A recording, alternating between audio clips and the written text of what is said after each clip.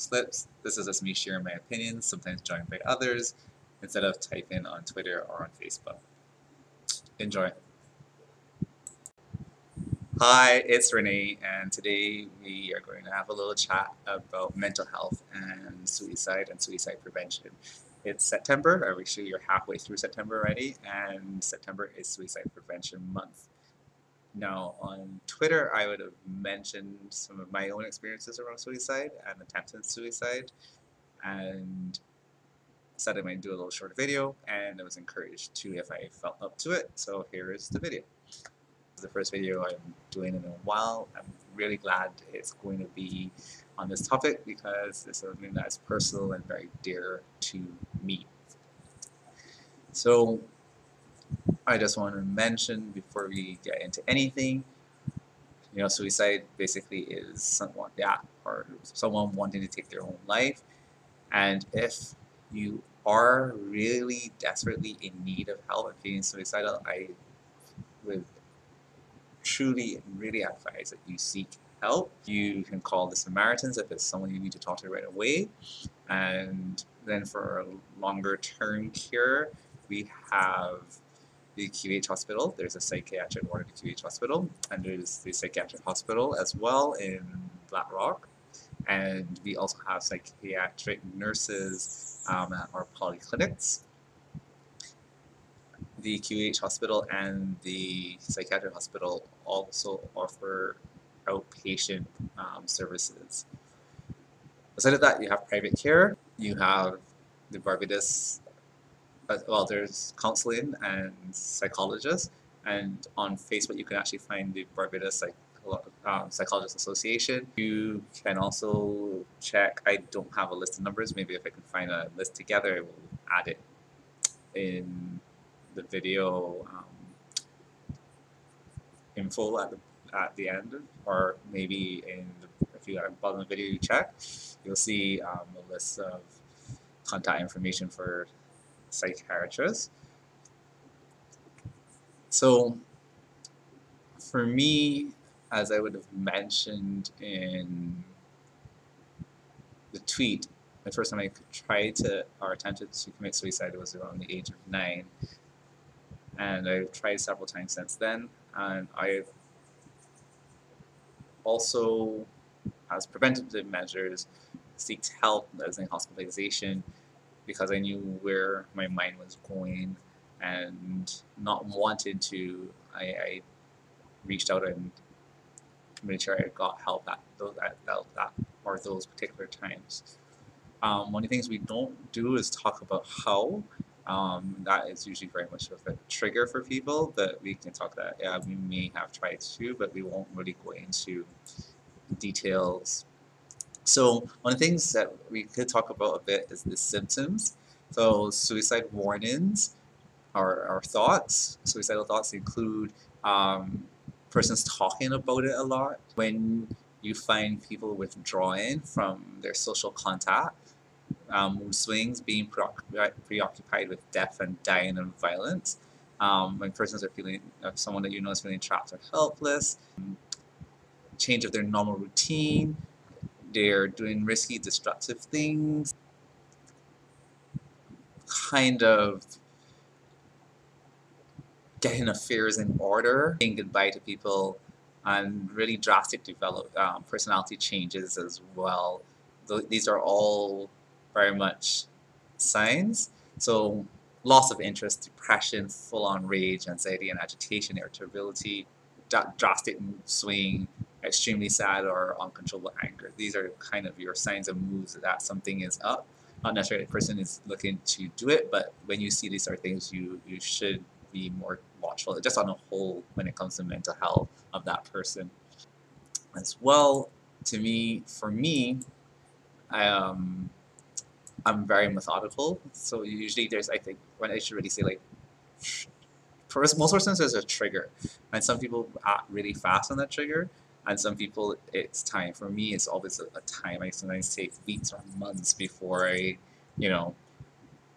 act out on that plan, but the plan is there for a long time. But I'm very much like putting things in place and making sure everybody's okay, and then making sure that the situation around me is fine to do this and that, because in a way in my head it's like I need to make sure that it's, I don't want to say not disturbing anyone, but it's like this is now everybody's at where they should be, so it will be fine and they will not have any issue or have any problem. It's just how I'm thinking when I'm in that frame or space.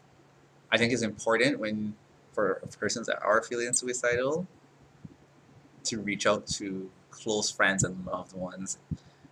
It's also important to build situations of trust around you.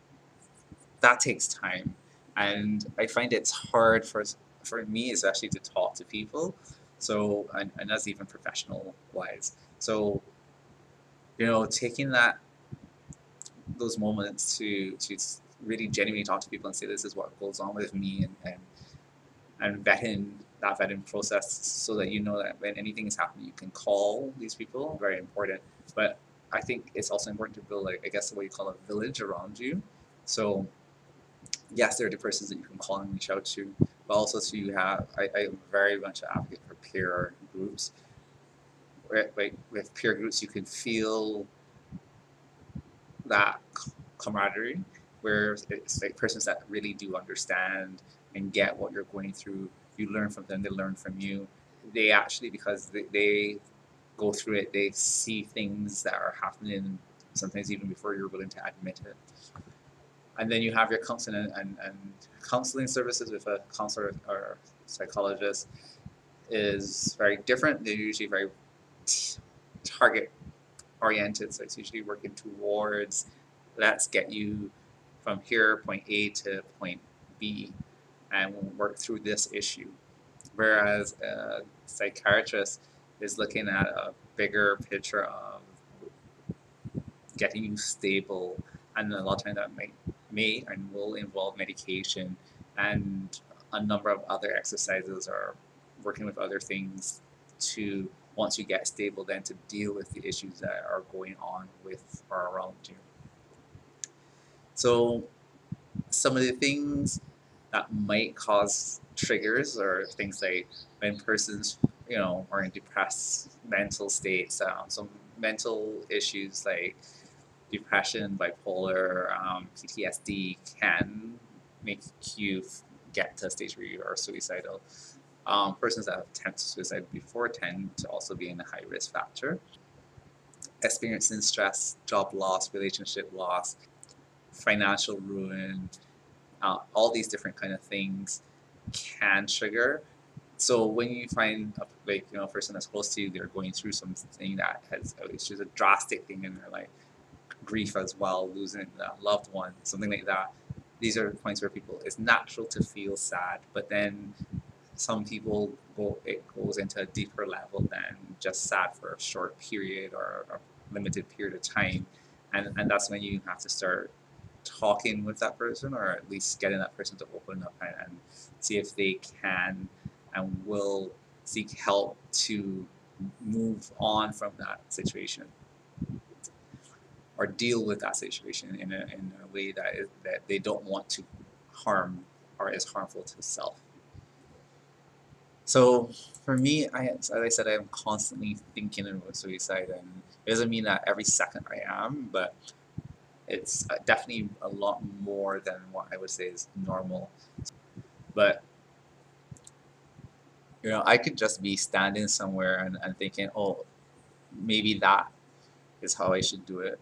Or I remember one time just walking down the street and just thinking, like, just felt very burdened and pressured, and just think, I should just kill myself. That's the kind of thing that actually a lot of time goes through my head. So there's the no thought stage, and then there's the random intrusive thoughts, which is like thoughts of curiosity around the idea, like what if I jumped? And I have these random thoughts. I think that, like, when I pass her in space, it's like, what if I jump here? What would happen?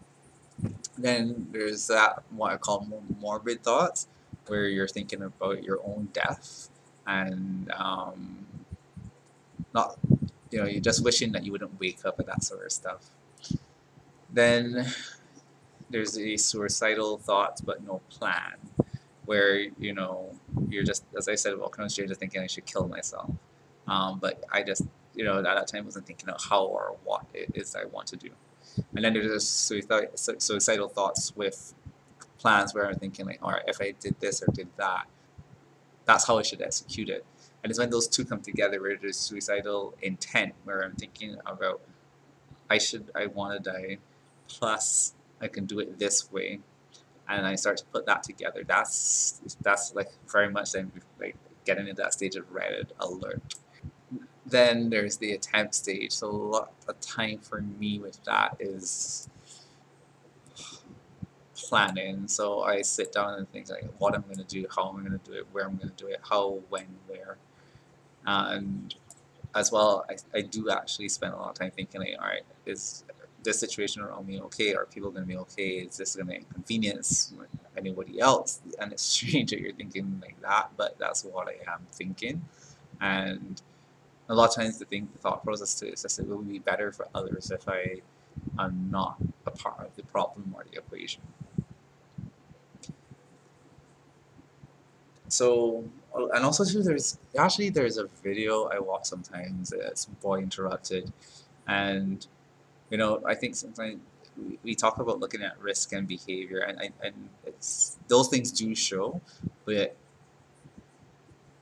there are some of us that are very good at covering, and it's never and there's a part where the psychiatrist is like, we think of persons with mental issues to be they're wild and incoherent and can't function, and some of us are like just a simple like people that suffer from depression and bipolar are very much functioning members of your society every day doing what they need to do. They're highly functional people with mental health issues.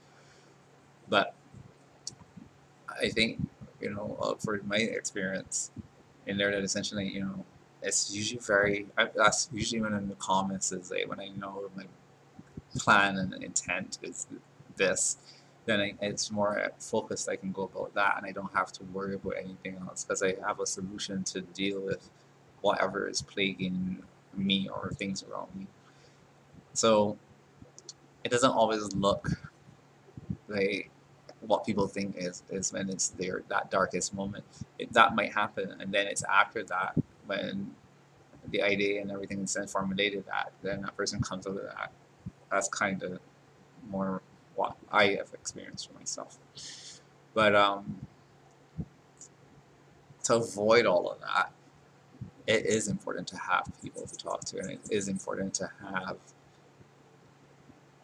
a healthy care system in your life to navigate those moments, because a lot of times if people are close to you just want to get you fixed and they don't understand that you only can manage, and sometimes that management is going to go off, and it's no like, all right, you will be for like totally go to a doctor and come back and it's all gone. It's there somewhere, but it's how you live after accessing that management, because it's tools that you're given that makes a difference. So thank you for listening to me, and I wouldn't ramble too much, but it'd be nice actually to talk back and forth with someone about these things. So if anybody's interested in doing that, drop me a message and we can arrange to have a recorded chat sometime. Bye.